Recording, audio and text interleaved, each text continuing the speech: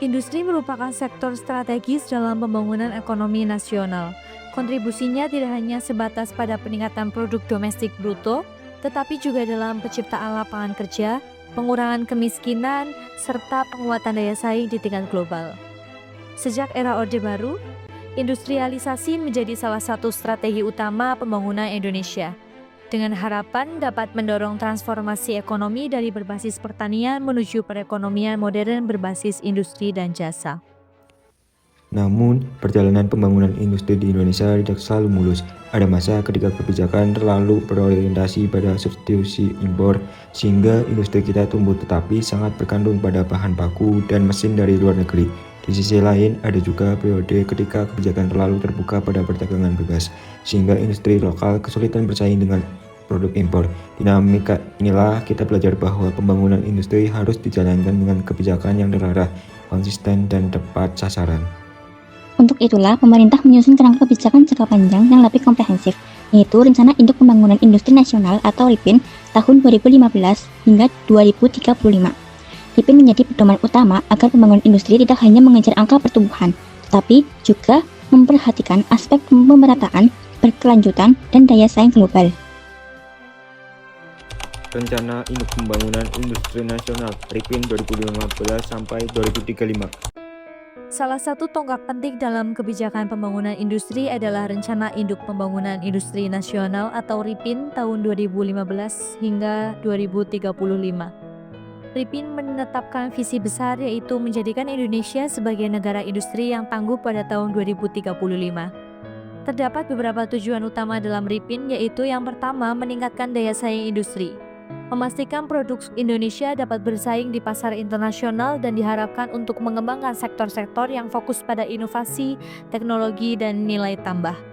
Yang kedua ada penguatan struktur industri dengan mengembangkan sektor industri yang berbasis teknologi tinggi sehingga ketergantungan pada industri yang rentan terhadap fluktuasi harga komoditas dapat diminimalkan. Hal ini akan mendorong pertumbuhan sektor industri secara keseluruhan.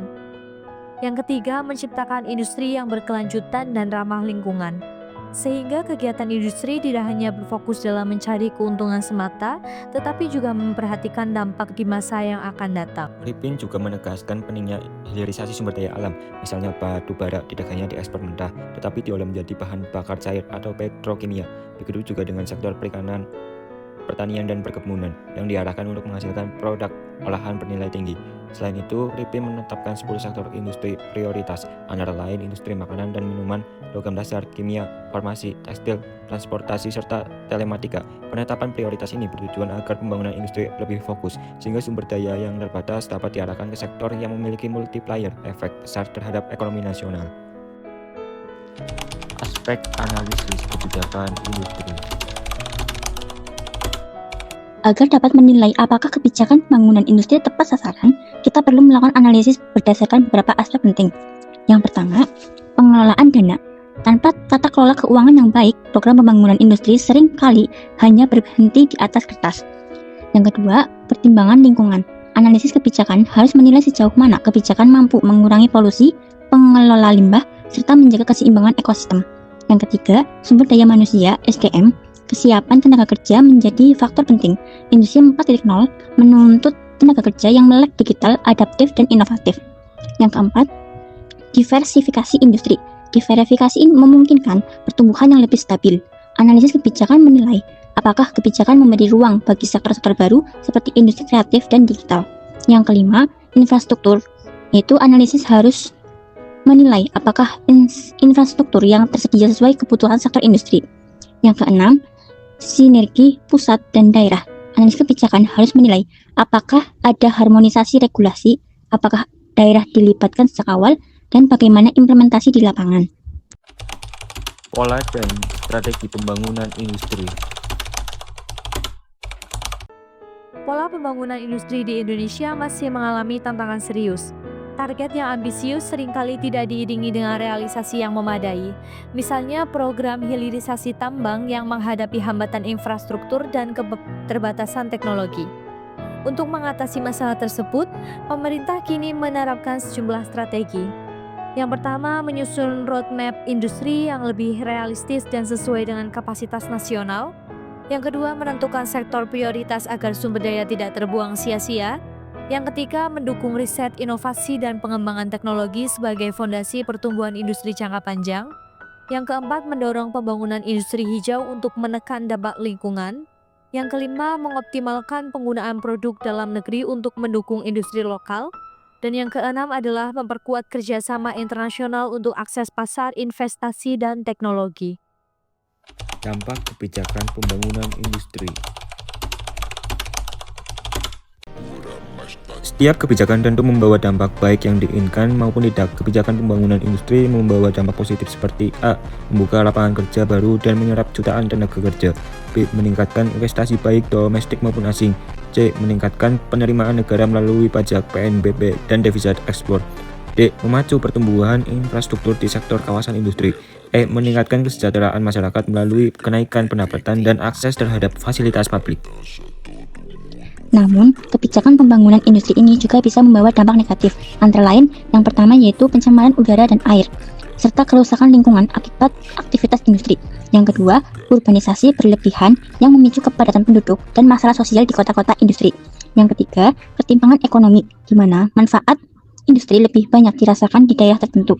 Yang terakhir, yaitu potensi konflik sosial, misalnya sengketa lahan antara industri dan masyarakat.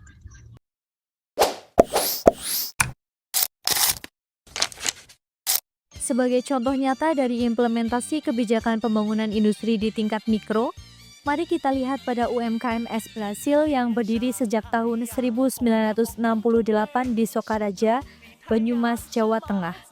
Usaha ini merupakan bisnis turun-temurun keluarga yang berhasil bertahan lebih dari 5 dekade dengan memperkerjakan sekitar 80 tenaga kerja. Dalam proses produksinya, Es Brasil menggunakan kombinasi mesin dan tenaga manual dengan kapasitas produksi mencapai 10.000 hingga 15.000 es per hari. Bahan baku utama seperti buah-buahan segar diperoleh dari pasar lokal dan UMKM sekitar Sokaraja. Hal ini menunjukkan keterkaitan erat antara UMKM dengan rantai pasok lokal yang mendukung perekonomian daerah. Namun, sebagai UMKM pangan olahan, usaha ini menghadapi sejumlah tantangan. Produk yang berbasis es memiliki keterbatasan distribusi karena membutuhkan wadah khusus dan sulit menjangkau pasar yang jauh. Selain itu, fluktuasi harga bahan baku seringkali menjadi kendala. Meskipun manajemen usaha sudah berupaya menjaga kualitas produk dan kestabilan harga agar tetap terjangkau masyarakat. Dari sisi kebijakan, UMKM ini sudah mendapatkan dukungan berupa sertifikasi halal yang difasilitasi pemerintah. Sertifikasi tersebut membantu meningkatkan kepercayaan konsumen dan memberikan arahan mengenai standar produksi yang baik. Namun, menurut pemilik usaha, kebijakan pemerintah masih lebih banyak berpihak pada industri besar. Bagi pelaku UMKM, beban pajak dan keterbatasan akses dukungan masih menjadi tantangan nyata. Meski begitu, proses pengembangan UMKM Es Brasil cukup menjanjikan. Harapan ke depan dalam memperluas jangkauan pasar, meningkatkan branding, serta masuk ke pemasaran digital, agar produk dagangannya dikenal di wilayah Jawa Tengah dan Jabodetabek, tapi juga berpotensi menembus pasar nasional bahkan internasional.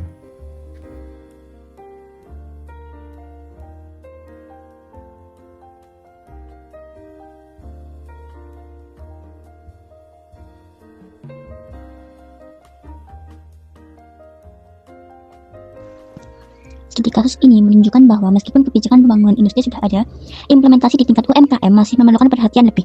Pemerintah perlu memperkuat program pendampingan, digitalisasi, infrastruktur distribusi, serta kemitraan agar UMKM seperti Es Brasil dapat terus berkembang dan memberikan kontribusi signifikan bagi perekonomian nasional.